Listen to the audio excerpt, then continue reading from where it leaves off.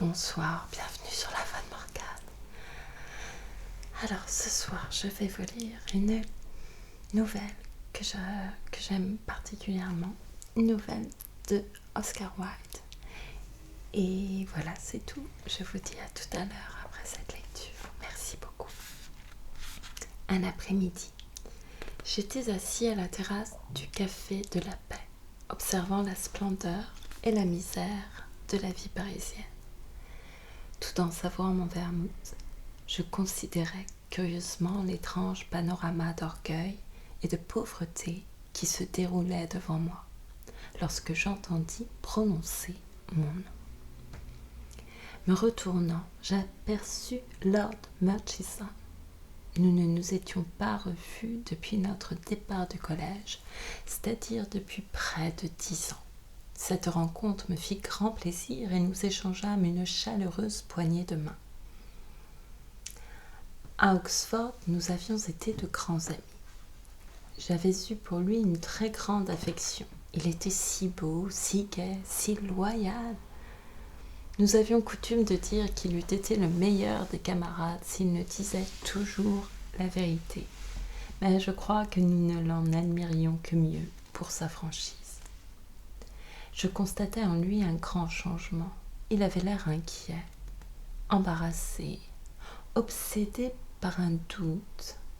Je le savais à l'abri du scepticisme moderne, car Murchison était le plus convaincu des Tories et croyait au Pentateuque aussi fermement qu'il croyait en la chambre des pairs.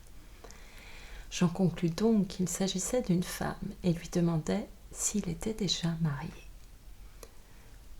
« Je ne comprends pas encore très bien les femmes, » répondit-il. « Mon cher Gérald, dis-je, les femmes sont faites pour être aimées, non pour être comprises. »« Je ne puis aimer si je ne puis croire, » déclara-t-il. « Je soupçonne qu'il y a un mystère dans votre vie, Gérald, » m'exclamai-je. « Racontez-le-moi. »«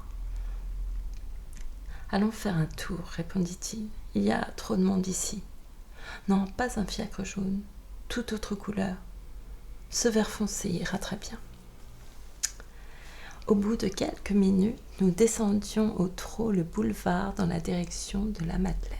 « Où allons-nous » demandai-je. « Où vous voudrez, » répondit-il. « Tenez, allons au restaurant du Pois. Nous y dînerons et vous me parlerez de vous. »« Je veux auparavant que vous me parliez de vous. Dites-moi votre mystère. » Murchison sortit de sa poche un petit porte-carte de maroquin à fermoir d'argent et me le tendit. Je l'ouvris. À l'intérieur se trouvait la photographie d'une femme. Elle était grande et mince et étrangement pittoresque, avec des grands yeux vagues et sa chevelure flottante. Elle avait l'air d'une clairvoyante et de somptueuses fourrures l'enveloppaient. « Que pensez-vous de ce visage » demanda-t-il. « Est-il sincère ?» Je l'examinai attentivement. Ce visage, me semblait-il, était celui de quelqu'un qui a un secret. Mais que ce secret fût beau ou laid, je n'eusse pu le dire. La beauté de cette femme était faite de mystère, beauté psychologique et non plastique, et le léger sourire qui se jouait sur ses lèvres était bien trop subtil pour avoir un charme véritable. « Eh bien, s'écria-t-il avec impatience, qu'en dites-vous ? » « C'est la Joconde en manteau de zibeline, répondis-je. Parlez-moi d'elle. » « Pas maintenant, après le dîner. » Et il changea de conversation. Quand le garçon apporta le café et les cigarettes, je rappelai à Gérald sa promesse. Il se leva, fit quelques pas dans la pièce et, se laissant tomber dans un fauteuil, me raconta l'histoire qui va suivre. Un après-midi, dit-il, je descendais Bond Street vers 5 heures. Il y eut un terrible embarras de voitures et le trafic fut presque interrompu. Tout près du trottoir se trouvait un coupé jaune qui, je ne sais pourquoi, attira mon attention. Comme j'arrivais à la hauteur de la voiture, le visage que je vous ai montré tout à l'heure se pencha à la portière. Je fus aussitôt fascinée. J'y songeais toute la nuit et toute la journée du lendemain. Je ne cessais de monter et de descendre Rotten Row cette allée infernale, plongeant le regard dans chaque voiture et attendant le coupé jaune. Mais je ne pus retrouver ma pelle inconnue et commençais de croire que ce n'était qu'un rêve. Près d'une semaine plus tard, je dînais chez Madame de Rastail. Le dîner était annoncé pour 8 heures, mais à 8h30, nous attendions encore au salon. Le domestique ouvrit enfin la porte et annonça Lady Alroy. C'était la femme que j'avais tant cherchée. Elle entra très lentement, ressemblant dans sa robe de dentelle argent à un rayon de lune. À mon grand ravissement, on me pria de la conduire à table. Quand nous fûmes assis, je remarquai en toute innocence « Je crois vous avoir aperçu dans Bond Street il y a quelques jours, Lady Alroy. » Elle devint très pâle et me dit à voix basse « Ne parlez pas si haut, je vous en prie, on pourrait nous entendre. » Désespérée d'un début si malheureux, je me jetai témérairement dans une discussion sur les pièces de théâtre françaises. Elle parlait très peu, toujours de la même voix basse et musicale, comme si elle avait peur que quelqu'un ne l'écoutât. Je devins passionnément, stupidement épris et l'atmosphère indéfinissable de mystère qui l'entourait excitait en moi la plus ardente curiosité. Quand Lady Alroy s'en alla, ce qu'elle fit peu de temps après le dîner, je lui demandai la permission de lui rendre visite. Elle hésita un instant, regarda autour d'elle pour voir si personne ne se trouvait près de nous et dit alors « Oui, demain à 5h moins le quart. » Je suppliais Madame de Rastail de me parler d'elle. Mais voici tout ce que je pus apprendre. Lady Alroy était veuve et possédait une belle maison dans Park Lane. Et comme un fâcheux commençait une dissertation scientifique sur les veuves pour illustrer la survivance de celui des conjoints qui offre le plus de résistance dans la vie matrimoniale, je pris congé et rentrai chez moi. Le lendemain, j'arrivai à Park Lane à l'heure fixée, mais le majordome me dit que Lady Alroy venait tout juste de sortir. Je me rendis alors au club, malheureux et intrigué. Et après avoir longuement réfléchi, je lui écrivis une lettre pour lui demander si je pouvais tenter ma chance un autre après-midi. Je n'eus aucune réponse pendant plusieurs jours, mais reçus enfin un court billet disant qu'elle serait chez elle le dimanche à 4 heures et contenant ce post-scriptum extraordinaire. « Veuillez ne plus m'écrire ici, je vous expliquerai quand je vous verrai. » Le dimanche, elle me reçut et fut tout à fait charmante, mais comme je m'en allais, elle me pria, si j'avais l'occasion de lui écrire de nouveau, d'adresser ma lettre à Mrs. Knox, aux soins de la librairie Whittaker, Green Street. Il y a, dit-elle, des raisons pour lesquelles je ne puis recevoir de lettres dans ma propre maison. Je la vis beaucoup pendant toute la saison et l'atmosphère de mystère ne la quitta jamais.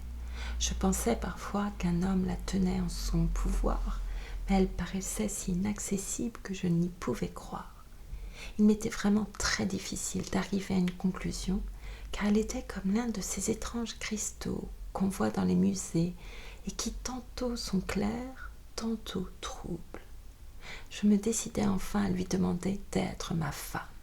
J'étais là de ce secret constant qu'elle imposait à toutes mes visites et aux quelques lettres que je lui envoyais. Je lui écrivis à la librairie pour lui demander si elle pouvait me recevoir le lundi suivant à 6 heures. Elle répondit affirmativement et je fus transportée de joie. J'étais vraiment épris, en dépit du mystère, croyais-je alors, mais à cause de ce mystère, je le vois aujourd'hui. Mais non, c'était la femme elle-même que j'aimais. Ce mystère me troublait, me faisait perdre la tête. Pourquoi le hasard me mit-il sur sa piste ? Vous l'avez donc découvert, m'écriai-je. Je le crains bien, répondit-il. Vous allez en juger. Le lundi venu, j'allais déjeuner chez mon oncle et vers 4 heures, me trouvais dans Marylebone Road, comme vous le savez, mon oncle habite Regent's Park. Je voulus gagner Piccadilly et coupais par de petites rues sordides. Soudain, j'aperçus devant moi Lady Elroy, le visage couvert d'un voile épais et marchant très vite. Quand elle eut atteint la dernière maison de la rue, elle monta les marches, sortit une clé et entra. « C'est là que réside le mystère, me dis-je, et je m'avançai vivement pour examiner la maison. Il me sembla que c'était là un immeuble où l'on pouvait louer des appartements. Sur le seuil, je trouvai le mouchoir de Lady Elroy. Je le ramassai et le mis dans ma poche. Puis je me pris à réfléchir ce qu'il fallait faire. J'arrivai à la conclusion que je n'avais pas le droit de l'espionner et je me fis conduire au club. À 6 heures, je me rendis chez Lady Elroy. Elle était étendue sur un divan et avait une robe d'après-midi d'un tissu brillant comme l'argent, avec une agrafe faite de ces étranges pierres de lune qu'elle portait toujours. Elle avait l'air charmant. « Je suis si contente de vous voir, dit-elle. Je ne suis pas sortie de la journée. » Je la dévisageai, plein d'étonnement, et tirant le mouchoir de ma poche, le lui tendis. « Vous avez laissé tomber ceci dans Cumnor Street cet après-midi, Lady Elroy, dis-je avec un grand calme. Elle me regarda avec une expression de terreur, mais elle ne tenta pas de reprendre le mouchoir. « Que faisiez-vous là-bas » demandai-je. « Quel droit avez-vous de me questionner » répondit-elle. « Le droit d'un homme qui vous aime. Je suis venue vous demander d'être ma femme. » Elle cacha dans ses mains son visage et éclata en larmes. « Il faut tout me dire, » continuai-je. Elle se leva et dit, me regardant bien en face, « Je n'ai rien à dire, Lord Murchison. »« Vous êtes allé voir quelqu'un, m'écriai-je, c'est là votre mystère. » Elle bâillit affreusement et dit, « Je ne suis allée voir personne. Ne pouvez-vous donc dire la vérité, m'exclamai-je. Mais je l'ai dite, répliqua-t-elle. J'étais furieux, exaspéré. Je ne sais ce que je lui dis, mais ce furent des choses terribles. Je m'enfuis enfin de la maison. Le lendemain, elle m'écrivit une lettre. Je la lui renvoyai sans l'ouvrir et partis pour la Norvège avec Alan Colville. Je revins au bout d'un mois et la première chose que je lus dans le Morning Post fut la mort de Lady Elroy. Elle avait pris froid à l'opéra et avait succombé 5 jours après à une congestion pulmonaire. Je m'enfermai et ne reçus personne. Je l'avais tant aimée. Je l'avais aimée comme un fou. Dieu que j'ai aimé cette femme. Vous êtes allé dans cette rue, dans cette maison, dis-je. Oui. Un jour, je suis allée dans Cumnor Street. Je ne pus m'en empêcher. Le doute me torturait. Je frappai à la porte. Une femme à l'air respectable m'ouvrit. Je lui demandai si elle avait un appartement à louer. Eh bien, répondit-elle, l'un des appartements est libre, sans doute, mais je n'ai pas vu la dame depuis 3 mois et, comme le loyer est dû, vous pouvez le prendre. Est-ce là la dame en question ? Demandai-je en lui montrant la photographie. C'est bien elle, s'exclama la logeuse. Quand reviendra-t-elle ? La dame est morte, dis-je. Oh, j'espère que non. C'était ma meilleure locataire. Elle me donnait 3 guinées par semaine tout simplement pour s'asseoir dans le salon de temps à autre. Elle rencontrait quelqu'un ici, m'informai-je. Mais la femme m'assura qu'il n'en était rien, qu'elle venait toujours seule et ne voyait personne. Que diable faisait-elle ici ? M'écriai-je. Elle s'asseyait dans le salon pour lire et parfois prendre le thé. Ne sachant que dire à cette femme, je lui donnais un souverain et m'en allais.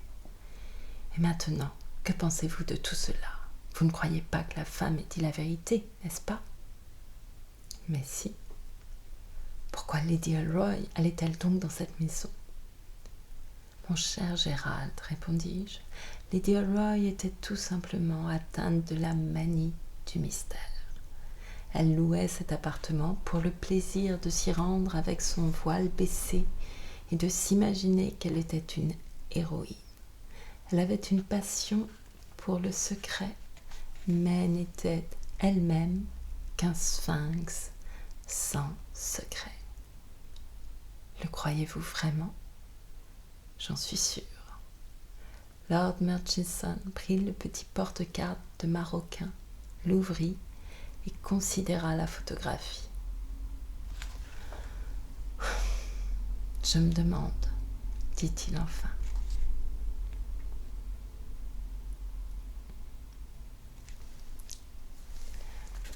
Il y a une autre nouvelle derrière, mais non.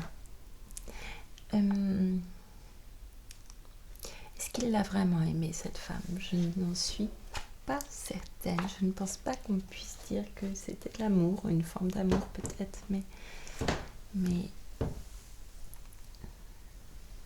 pas ce que j'appelle de l'amour véritable. Non. Voilà, je vous remercie beaucoup.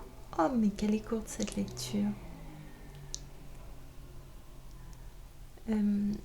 Tant pis, c'est comme ça. Des fois c'est court, des fois c'est long. C'est comme l'amour apparemment. L'amour ou les formes d'amour. Je ne sais pas. Et ce n'est pas moi qui vais répondre à ça aujourd'hui. J'aurais presque pu coupler cette lecture avec l'histoire que j'ai inventée. D'ailleurs, je les publierai en même temps. Ce sera assez drôle.